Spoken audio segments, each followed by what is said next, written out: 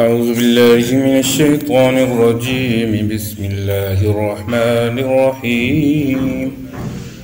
أولئك على هدى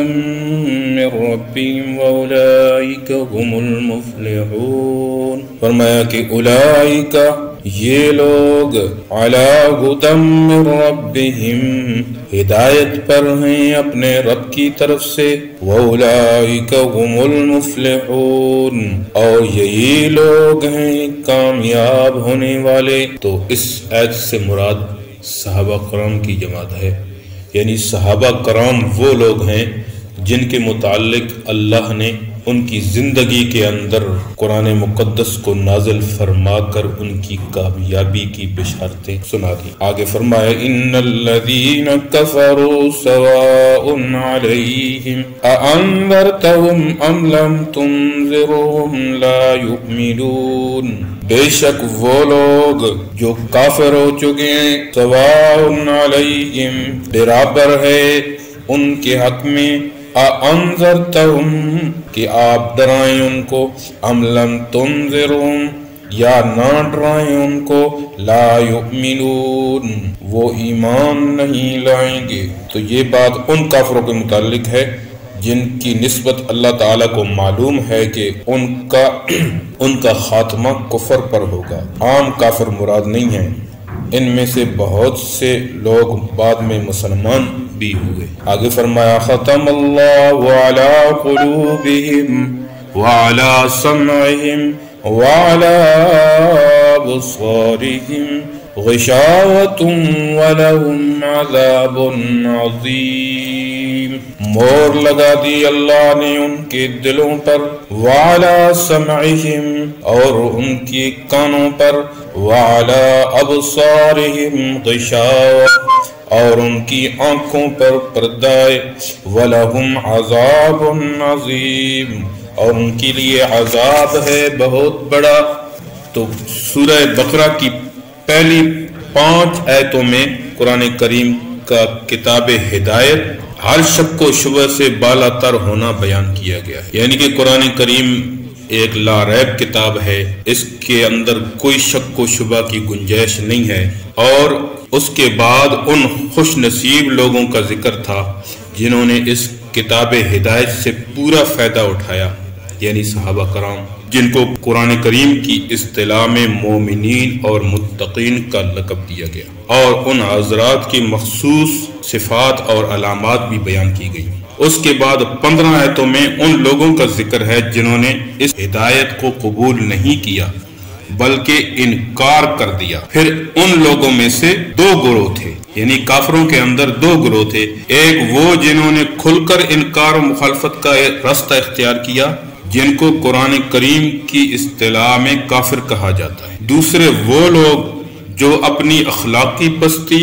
اور دنیا کی ذلیل اغراض کی بنا پر یہ جرت بھی نہ کر سکے کہ اپنی ضمیر کی آواز اور دلی عقیدے کو صاف طور پر ظاہر کر دیتے۔ فات پرستی کے لیے وہ جو ہے ظاہری طور پر مسلمانوں کے سامنے مسلمان اپنے آپ کو ظاہر کرتے تھے، کافروں کے سامنے کافر اپنے آپ کو ظاہر کرتے تھے، جس طرح کہتے ہیں نا دھوبی کا کتا، نہ گھر کا نہ گھاٹ کا، یعنی نہ ادھر کے ہیں نہ ادھر کے ہیں۔ اللہ کا قرآن کہتا ہے مذبذبین بین ذالک لا الہ ہؤلاء ولا الہ ہؤلاء، یعنی کہ اللہ رب العزت منافقین کے بارے میں کہتا ہے کہ یہ وہ لوگ ہیں، یہ تذبذب کا شکار ہیں، یہ نہ ادھر کے ہیں نہ ادھر کے ہیں بلکہ درمیان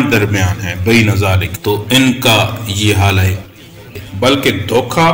اور فریب کی راہ اختیار کی، مسلمانوں سے یہ کہتے کہ ہم مسلمان ہیں، قرآن اور اس کی ہدایت کو مانتے ہیں، تمہارے ساتھ ہیں، اور دلوں میں ان کے کفر و انکار تھا۔ کفار کی مجلسوں میں جا کر یہ کہتے کہ ہم تمہارے عقیدے پر ہیں اور تمہارے ساتھ ہیں، مسلمانوں کو دھوکہ دیتے ہیں اور ان کے راز معلوم کرنے کے لیے ہم ان سے ملتے ہیں۔ اس گروہ کا نام قرآن کی اصطلاح میں منافق ہے۔ یہ 15 آیتیں ہیں جو قرآن کو نہ ماننے والوں کے متعلق نازل ہوئی۔ ان میں سے مذکورہ 2 آیتوں میں کھلے کافروں کا ذکر ہے، یعنی کہ جو 2 آیتیں میں بیان کر چکا ہوں ان کے اندر ان لوگوں کا ذکر ہے جو کہ ظاہری طور پر کافر تھے، اور علل اعلان انہوں نے کفر کا انکار کیا۔ آگے 13 آیتوں میں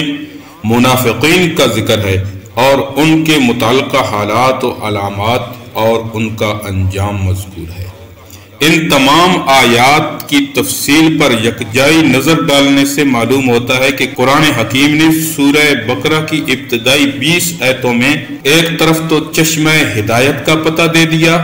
اور وہ قرآن ہے، اور دوسری طرف تمام اقوام عالم کو اس ہدایت کی قبول یا انکار کے معیار سے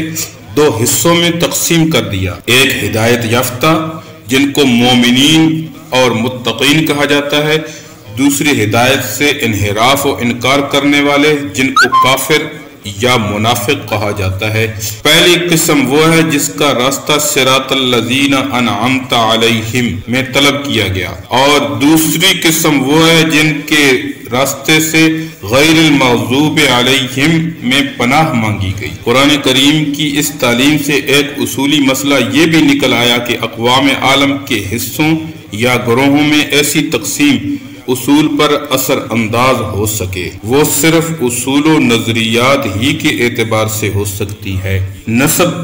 وطن، زبان، رنگ اور جغرافیائی حالات ایسی چیزیں نہیں ہیں جن کے اشتراک اور اختلاف سے قوموں کے ٹکڑے کیے جا سکے۔ قرآن کریم کا اس بارے میں واضح فیصلہ بھی سورہ تغابن میں مذکور ہے۔ خلقکم فمنکم کافر ومنکم مؤمن، یعنی کہ اللہ نے تم سب کو پیدا کیا، پھر کچھ لوگ تم میں سے مسلمان ہیں